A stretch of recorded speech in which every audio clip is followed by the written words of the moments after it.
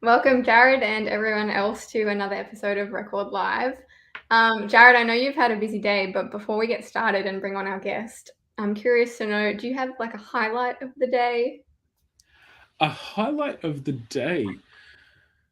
Good question. Probably the cuddles of my daughter before I dropped her off at daycare. She was in a cuddly mood this morning, so that was lovely. It was some warm snuggles when she got out of bed. Yeah, awesome. Well, today's How guest. about you, Zanita? You can't escape the question that Can I easily. answer the question? What's your highlight? Well, today I went for a work break. I work from home for anyone who doesn't know, and I went for a walk. And as I turned the corner, I decided to go on a new route. There was this wall of like orange honeysuckle flowers, I think they are, and it was like one of those moments where you kind of can't help but just like gasp because you're like, where did this come from? Like it was just an explosion of color. So that was nice. Awesome. Very Yeah. cool. Well, today we have an awesome guest. He is a motivational speaker. He is a leadership and personal development trainer. He's been a pastor. He's written some books, and every time I hear this guy say something, I'm like, damn, and I just have to sit in silence for a few minutes and ponder everything. So he has a lot of wisdom to impart, and I'm really excited to be having him on for part of our mental health mini series. So yeah, let's bring him on, everyone. Meet the man, Eddie Hypolite. That's a kind introduction. No pressure. No pressure, Zanita. No pressure, Zanita. You'll be great. I asked Jared this before, Eddie. What has been the highlight of your day so far? I think the highlight of my day, my daughter came from college today, and she came in, she just drove in, picked up a few things from home and headed out. But she came in, said hello, gave me a hug, said peace, and she was gone. But it was a good, it Yeah. was a good highlight to the day because I haven't seen her for a few days now, so, we're kind of empty nesters now that she's at university, so. Yeah. So that was the highlight. Definitely the highlight today. It's a theme of the day, daddy-daughter highlights. Daddies and daughters, man. What can we do? I'm What can we missing out. do, man? Well, Eddie, you've had a lot of different roles over the years. I know you've worked previously in ministry and you've kind of shifted gears, written some books, done some other speaking motivational work. I follow you on Instagram, and recently I heard you say in response to what you said, I help stuck people unstick themselves, which I thought was great. But can you tell us a little bit about what life currently looks like for you? Life looks like being in the area of ministry, but ministry being more to the culture now. I've always worked in terms of my pastoral career. I always worked equally as much in the church as I did in the culture, and I've been fortunate to always have that as a part of the future of my ministry, the way my ministry manifested itself. But now I am more in the culture than I am in the church. So I've never seen myself as being outside of ministry. Ministry now is just not pastoring. So I still work with churches. I still work with ministers, still work in the area of resilience, but now it's working with outside organizations. I'm in my writing season. I've been in my writing season for a couple of years now. And so kind of writing and speaking. And so yeah, it's a combination of all of those things now. It's good. COVID, when Rona crashed the party, the global party, like everybody else, we had to just refigure what it is that we do, how it is that we do what we do. And so it meant that so much more of my work was online. So over the past 2 years, I've traveled the globe online. But what Very, it's done is, very. Sorry, continue. oh, no. Yeah, I've traveled the globe online, but I've what it's done, it has opened up so much good relationships and so much good connections. So now that we are coming back to a semblance of what the new normal looks like and the next normal looks like. You know, God willing, I'll find myself connecting physically with everybody once again. Yeah. Now, one of your most recent projects, just on that, is 4 questions. Yeah. and they're really big questions, and we can talk a little bit about that today. But in the start of that project, you're writing about how, I guess, Corona has impacted the world and changed, you know, many people's, I guess, outlook.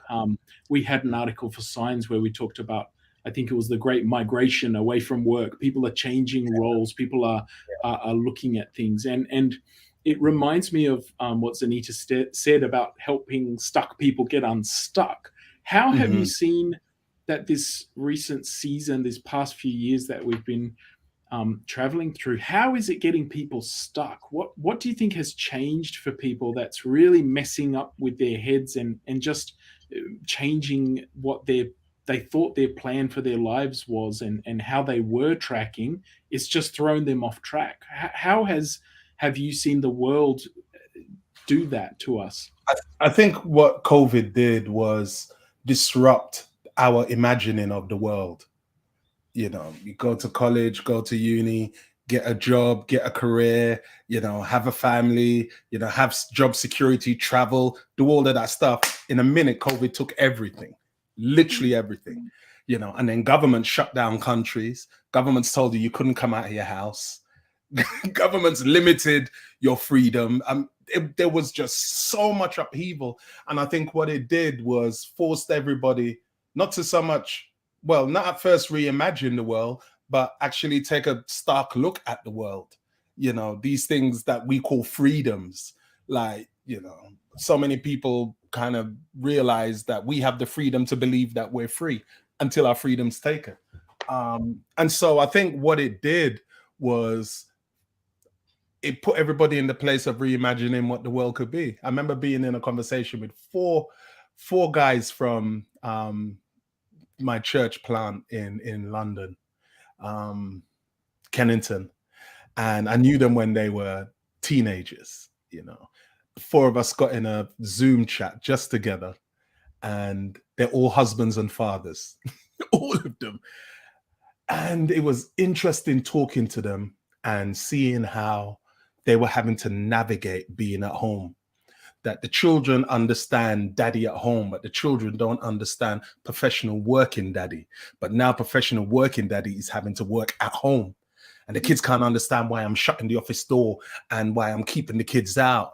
And we just got into this whole deep conversation. And we kind of turned around a corner where we began to realize in the conversation that we had made work the center of our worlds, and everything else was the satellite around which our lives navigated. But now home was the center. And it was for them the shift of now making home the center and making work a satellite. And putting home at the center and family at the center. And so I think what COVID did was disrupt the way everybody saw the world, disrupt the way in which they were able to relate to the world, and the way in which the world related to them. And I think that's why it was such a punch in the gut, and such an awakening, a massive awakening. And we saw it in the church. I think more than anything else, we saw it. We saw it throughout Christendom, and the churches and the way the church functions. But yeah, that was my very long answer to your very short question. Yeah. The silver lining of COVID. Your book, you also talk about this idea that we can't have control of a future we haven't yet arrived at, which is sort of what we're talking about here with the unknowns of the pandemic. And that, like, the unknown variables make it impossible to do that. So how do we respond to, I guess, the inevitability of change and unpredictability in this world? I think the only way we can, the only place that we can respond to it is in the now, because that's all we have. The only way that we can respond to it, you know, I always say you can't go back and change what happened because it's set in stone, and you can't go to the future and rearrange something that hasn't happened yet. But what you can do in the present, it's like that conviction of Paul, where Paul says, listen, I'm pressing towards something and I haven't already reached, so I don't want to act like I've already reached, but resolving or forgetting what's behind me in the present, I'm deciding who I am, and then I'm allowing that person to move forward with me. And I think the only way we get control over, we get a modicum of control over the future, is to be settled with who we are in the present, settled with how we dream about the future, establish the values, establish the narratives, establish the conversations that you want to meet you in the future, and then move in that direction. And then move in that direction. If it changes along the way, it changes, but there are going to be fundamental things about you that are going to remain and mature and develop, so that once you get there, you haven't lost sight of who you are. You have a clear understanding of who you are. And Eddie, one of the things that I feel like you talk about or write about quite a lot is also the past. That, you know, what you're saying about establishing ourselves in the future and having that solid foundation. You've kind of talked about, I guess, maybe I'm putting it in my own words here, but reframing our stories, or understanding the past so that we can have that solid foundation in the future. Because for many people, the past disrupts their present. It knocks them off kilter, or it's an excuse, or it's something they carry with them that enables them to maybe make excuses for their life, or it can really upset them. You know, we're talking about mental health, and many times traumas in our past impact how we are in the present. But you've done a lot of work in, I guess, taking charge of our past to stabilize our present, to look forward to that future. Can you just explore that a little bit with us? You know, I always, from my own journey, you know, and I said it in Living From Here, my second book, that I broke a lot of things back there. And a lot of people, you know, there are some people who, they were worse off for being around me because of who I was back there. But then at the same time, there are people who were blessed because of me back there. So there's a lot of things that I can't change about the past. But I think that the one thing that I can do is go back and examine my attitudes and my motives and my mindset, not to bring it forward, but to have an explanation, so that I don't torture myself. You know, there are some bones that you'll dig up, and you'll dig them up just to realize, nah, there ain't nothing to be found there. You know, I ain't exhuming them bones at all. There's nothing to be found here. But, you know, and so not everything about the past is going to be resolvable. Not everything about the past you're going to find healing from. But you cannot be afraid to look. You cannot be afraid to ask. You cannot be afraid to, you know, have the conversations, because there are going to be things that from that past, and there are going to be things that enable you to settle who you are now. And not only that, I don't want to be a revisionist. I don't want to be a revisionist of my history, but I do want to reclaim some of the stories. I do want to put a different twist on some of the stories. I do want to look at the stories in different ways. You know, like when my father said to me, "Stand your ground and fight your battles like a man," at my engagement party. And I said, "Yes, Dad, I will. Thank you. Thank you." But in the privacy of my mind, I was what you did for me. Chum, man, ain't no one listening to you, man. Move. But obviously I couldn't say that, you know, because my dad walked away when I was 5, and I was never raised by my dad. He never came back into the home again. But I realized in my 15th year of marriage what he was saying to me when Yvonne and I hit an impasse.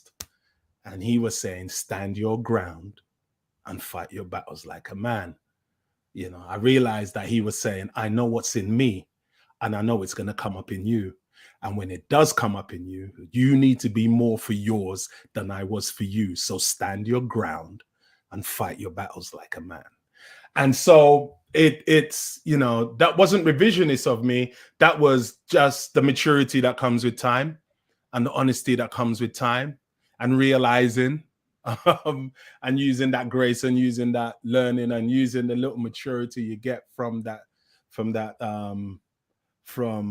space of growth, and applying it to your journey.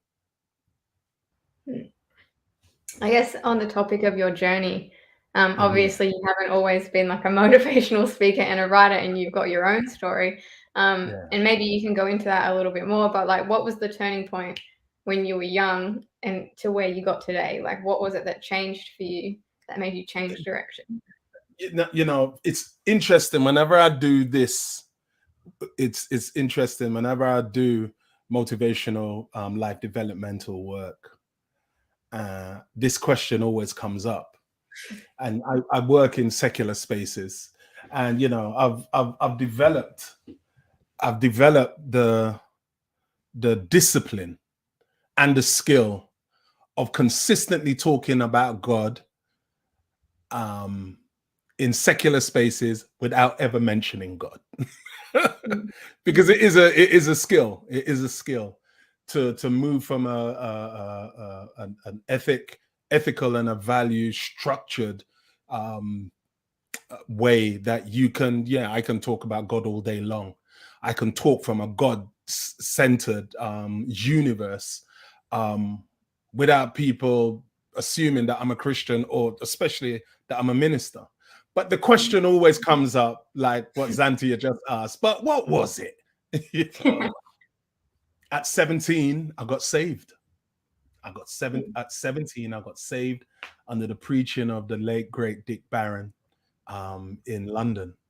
I had a very troubled teenage, you know, from 14 to 17, you know, through the juvenile court system, community home schools, reproved schools, detention centers. And at 17, I got saved. At 19, I walked away. And then at 25, I got found again. And those were the two, Xantia, the two real poles. At 17, meeting God for the first time, walking away at 19, and then at 25, remembering I need him. You know what I mean? Because, you know, who I didn't decide to be, who I didn't nail down that I was going to be in my teenage years, I just became that in my 20s with a vengeance. So my 20s were just was an adult replay of those turbulent teenage years. And at those two poles, it was Jesus Christ. It was Jesus Christ at both poles. It was a real dynamic intervention of the divine into my lived experience. It was a real kind of coming of spiritual age, and God writing different things into myself, especially as a 25-year-old, about who I was and who I could be. I remember looking at my life from 25 in 5-year increments, who I was from 5 to 10, who I was from 10 to 15, 15 to 20, 20 to 25. And God just showed me a different future. And, you know, the grace of God, the praise of my late mother. I always say I'm the product of a praying mother and the grace of God. You know what I mean? Agreed. Yeah. And so yeah, I think those were the two. And that when that question comes up in a secular space, you know, then it starts a whole other conversation. They're like, well, what do you mean? And so it starts the conversation about who I believe Jesus Christ to be in the human experience, who I believe him to be in our journey, in our reality. The fact that he stays in the journey with us, stays in the story with us. He enters human lives, makes promises, keeps his promises. And so, yeah, it creates those questions. But at 17 and at 25, it was my experience of God that were the two real shifting, earth shifting, world, transformational spaces for me. I'm curious, Eddie, to know what you've learnt, I guess, reflecting on what you've just been saying, shifting from, I guess, preaching in churches and pastoring, that's your main focus, and now moving into the secular space a lot more. What have you learnt both about God, but also about how to communicate God? Because I think a lot of Adventists oftentimes have trouble communicating God to the secular community around them. We all might have our conversion experience or our we know why we believe in God, but we have trouble actually passing that on. What have you learned about telling your story, sharing your story in spaces that perhaps has surprised you, or that you've noticed really clearly through this phase of your ministry? I think with God, I've noticed God is a whole lot more conservative and a whole lot more progressive than I thought. There's spaces where I'm straight conservative, they don't even try it. And other places where man, yeah, that ain't me. I've kind of learned that with God. I've learned that I have to allow God to be God and stop trying to defend him, because God is not a divine geriatric. I mean, God knows how to be God. You know what I mean? He don't need defending. He needs surrender.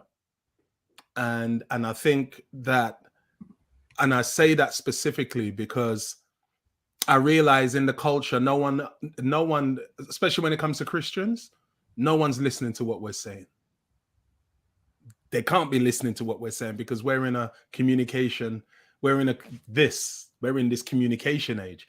And in this communication age, people are not listening to what we're saying. They're listening to how we're living. Yeah, they're listening to us from the inside out. And I've discovered that it's God that's giving them that type of spiritual, intuition. He's giving them that type of spiritual intuition, intuitiveness. He's giving them that type of spiritual intuitiveness so that when our actions are affirmed, when our words are affirmed first by our actions, then our words have meaning. And so for me, my Christian experience now isn't so much, and my Christian witness now is really just being in that lived space with people. And then when they get round to the conversations, having that conversation with them. It's interesting. You remember the story of the woman at the well. You know why it's one of my favorite stories? All Jesus wanted was water, Jesus weren't asking the woman nothing theological, nothing. He said, sis, can I have a drink of water, please? Well, how are you being a Jew asking me for a drink of water?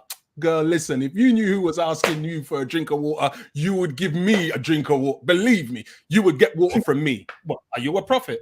And Jesus is like, well, yeah, I'm a prophet, blah, blah, blah, blah. But up to now, read the story. We don't even know if Jesus got the drink of water. You know what I mean? We don't even know if Jesus got the drink of water. But what Jesus did, look at the story. Jesus carried the conversation as far and as deep as she was willing to take the conversation. Because she was the one that was constantly, until Jesus turned around and said, go find your husband. That's when it turned the corner. Jesus was like, all right, this ready. She's ready for a revelation. And so for me, it's staying in that live space and allowing their conversation to go as far and as deep as they want the conversation to go. I heard an Aboriginal elder say something. He said, Ed, we don't teach the young people their culture until they ask. Because when they ask, they're ready to learn. But if you have to constantly chase, you're forcing it on them. So I said, well, what is the way around it? We just live it. We live it with pride. We live it with openness. We live it with, and we live it in such a way that they are forced to ask us the questions. But when they ask, they're willing to learn. And I was like, snaps. So I think for me, that's my approach to ministering to the culture and ministering in the culture. And believe me, I constantly people approach me on a spiritual, on ethical, on moral, for counseling and for direction and for wisdom. And I suppose, Antia, that's the way as well in which I'm helping stuck people unstick themselves. Yeah. It's in terms of when it comes to standing alongside people. You wrote in your book something else, and you said choosing to remain an island in the face of an oncoming storm can cause you to be swept away. And so I suppose for people who are struggling and for people who are thinking about this idea of resilience, can you flesh out what it means to invite people into our journeys there?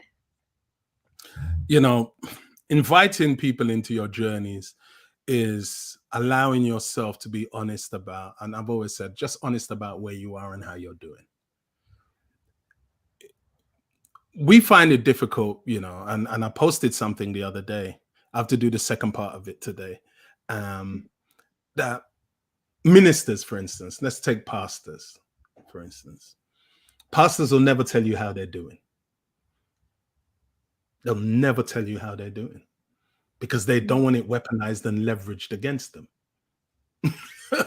You know, and so, you know, in working with ministers, my approach has always been, you need to find your own small space where you can be honest. And you know, I think it's about allowing yourself to find people that you can trust, because as humans, we are wired to live interdependently. We are not wired, as I said, to be islands. We're just not. We are wired to know ourselves within the context of human relationships. We know that we can love because of our contacts with another human. We know that we can be strong, or we can be impatient, or we can be angry, or we can hate because of our contact with other human beings. We're wired to know ourselves in that way. And so there's a part of us that has to trust. It's intuitive. It's counterintuitive as human being not to trust another human being. You have to trust because you're limited. You know, you're limited. So you have to trust. And so I think the important thing is finding relationships with people that you can allow yourself to be honest with. You can allow yourself to be naked with, emotionally, spiritually, socially, ethically, that you can allow them to see you as you actually are, so that they can help you be who you actually are. You know what I mean? Because, you know, the struggle and the depression is a narrative based on a time and a space that you find yourself in, but it's not actually you. It's just a part of the world that is happening to you, a part of life that is happening to you and that you're responding to. But you are more than that. You are more than that situation. You are more than that narrative. And so, you know, for me, the important thing is about accountability, and is about community. It's about accountability, and the accountability that comes from community, finding good friends, finding good mentors, finding good accountability people, you know, whether it be people that you know and you trust personally, or just a therapist that you can go to once a month and, you know, get it all out. As you're talking, I just reflected on the deeply relational nature of God, and I guess how we're made in his image, you know, that idea that we need connection. I've heard a lot of, you know, I'm 30 something. I've heard a lot of people in my age group say it's really hard to make friends as adults. It's really hard to find those connections. Do you have any practical pointers for people when they're looking for that? Maybe they feel isolated by life, by COVID, by, you know, not connecting recently with the church community, or sometimes church communities can be unsafe places. We have to acknowledge that sometimes Yeah, it's of hard to course. find people that we can be Yeah. completely vulnerable and completely transparent and can give us that accountability that you're talking about. How do you have any ideas on how to find, obviously counseling is one that you mentioned. Are there any other ways to, can we be proactive in establishing these relationships, I guess is what I'm asking. Can we I put think in we place can. these? Yeah, I think we can, Jared. I think the first thing that we have to accept and recognize, though, that a human relationship that allows you to be totally naked and transparent takes time to grow. that don't just happen. that takes time to grow. And so I think the first place that we can do is just create social networks. I think one of the struggles for a church community is we don't understand it, but we spend most of our life being divorced from the broader culture. We, unless we work with them, we don't really have association with them because we don't know how to be around people that don't do a lot of the things that we do. We don't, or we don't know how to be around them when they do what they do.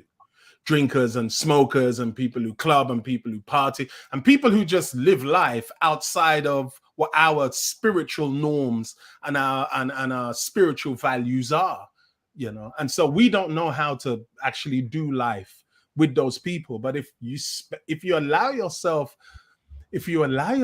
the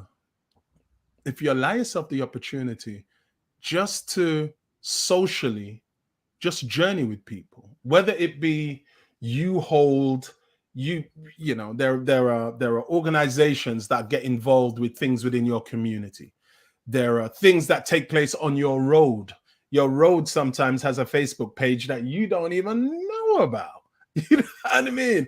You go past, drive a house, and why does people always having parties over there? They're not parties. It's a social Facebook group that's on the road, but you don't talk to nobody, so you don't know that it exists. And so I think that there are lots of spaces of social interaction, and also you can create spaces of social interaction.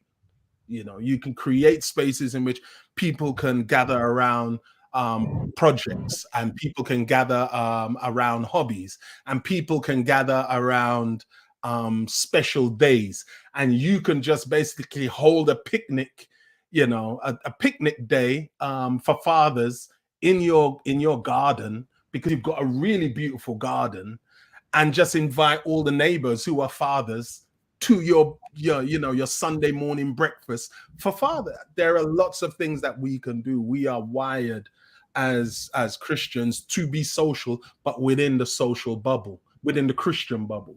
And I think what you can do is extend all of those things outwards that you would normally do in that space to include other people. And I think within that space, that's where you'll begin to find solid people.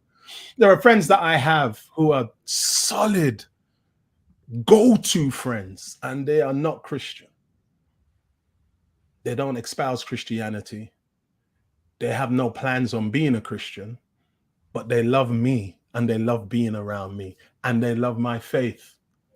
And when they come to my house for dinner here, they bring non-alcoholic bottles of wine, and they drink it at my table when I feed them. Why? Because my experience has rubbed off on them. Now, when I go to their house, I don't bring wine because I don't drink, but I'm not mad with them when they put their wine on their table to drink. I'm like, no, outside of all of that, there is much more to a person's life. So I think those are the spaces that we can. I think that we have to be actively involved in creating those communities, those communities of connection. Those contexts of connection. Absolutely. I think sometimes we can get frustrated when we run things in the church and be like, why aren't they coming to our stuff? But then it's like, we never do the opposite. So how can we expect them to come to our thing? We're not going to go to their thing. Exactly.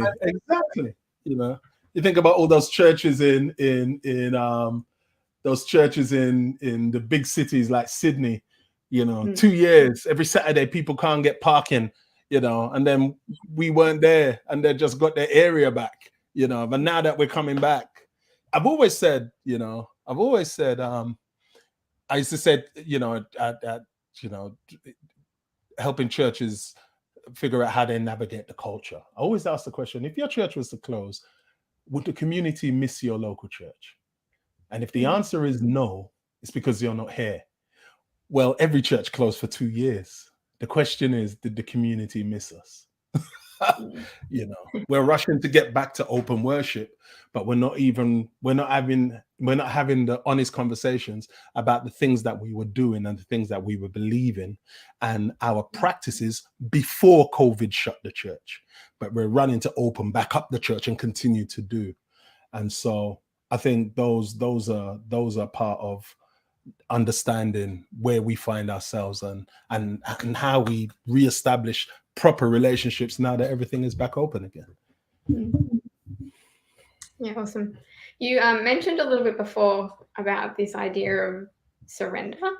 And I once heard someone say victory is in surrender, not struggle. And I think surrender is one of those things that, like, for me, if someone has said, like, just surrender or give it to God or something like that, I'm always like, yeah, but how? Like, what does surrender actually look like? And I once heard you talk about it in a way, for me, that was like a light bulb moment. And I was like, I think I get it. And so I'm wondering if you can share what surrender looks like in your words when we're facing. I've always believed that surrender, first of all, I've always believed that the struggle for the Christian isn't conversion. The struggle is surrender. Conversion simply means that I've turned my mind and my heart towards you. Surrender means I'm keeping some of my heart and my mind to myself, though. And surrender, what the Spirit does, the Spirit comes into the human experience, and the Spirit begins to grow the love of Christ and the heart of Christ and the mind of Christ in the human into our human experience. And what we do is we fight that growth. That's what we do. The difference between the church at the cross and the church at Pentecost is vastly different. People think it was after the cross that everybody came together. No. It was after Pentecost. And even on the day of Pentecost, when Peter preached and baptized 5,000 on the day of Pentecost, Peter was a nationalistic, separatist, racist Jew. Straight. But he was a surrendered, nationalistic, separatist, racist Jew. Now he was on that space of no longer fighting. And so the Lord sends him the vision of the sheep with all the unclean animals and says, arise, kill and eat. He says, Lord, I can't do that, I'm a Jew. But don't call it coming in. And then he says, go to that house. And he goes to the Gentiles and he confesses to them, I have called you common and unclean, but I realized.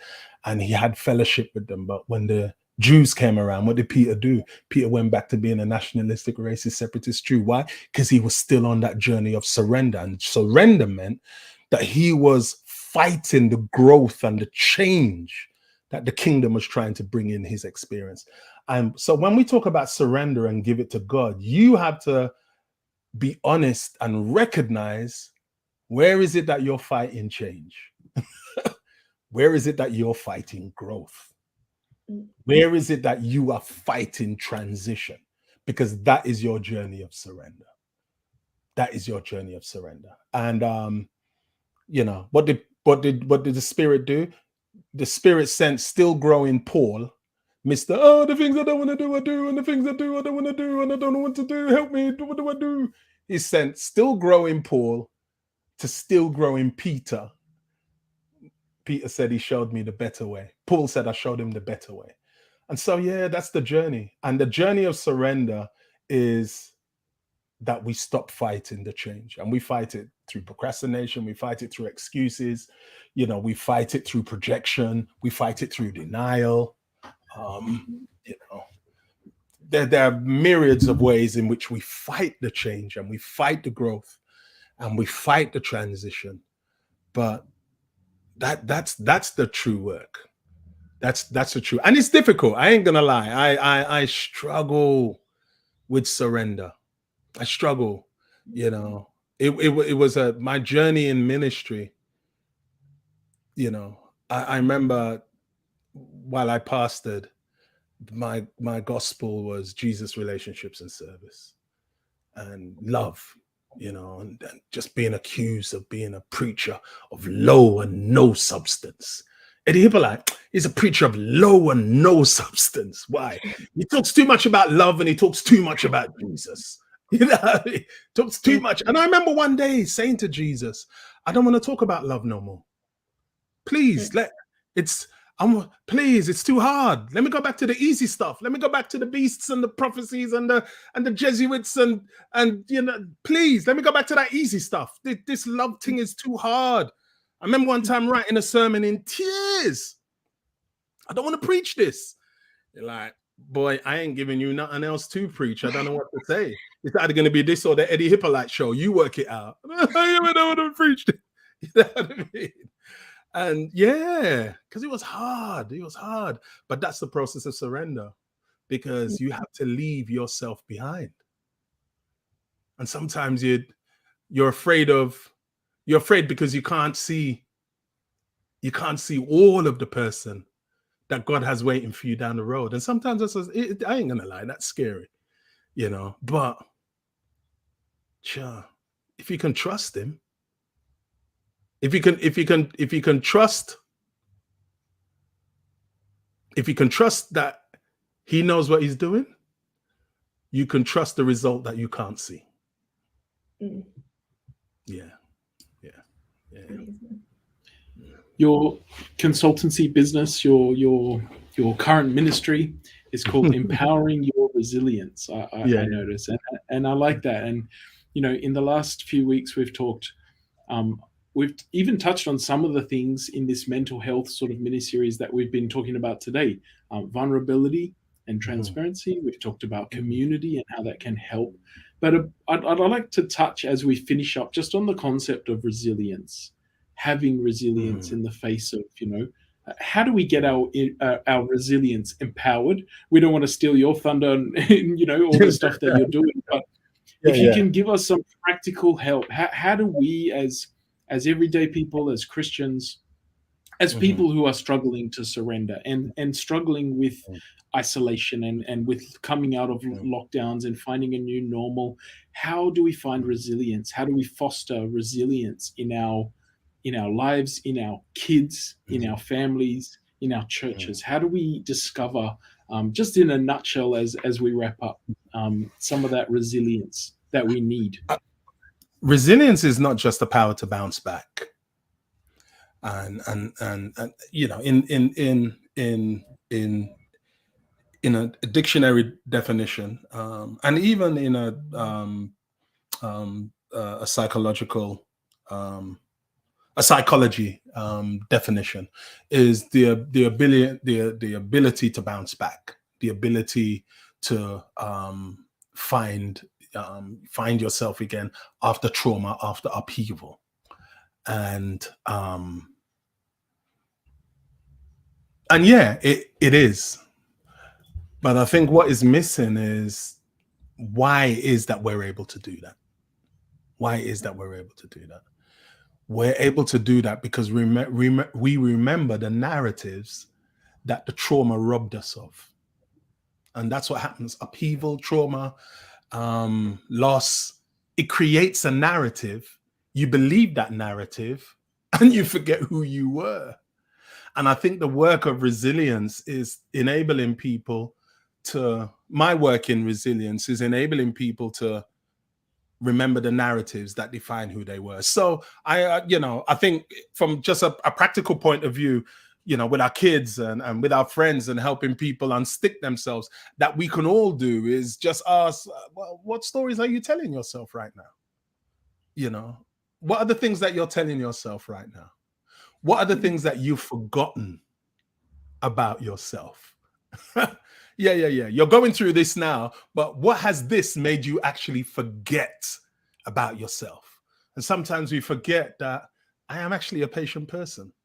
I am actually a loving person.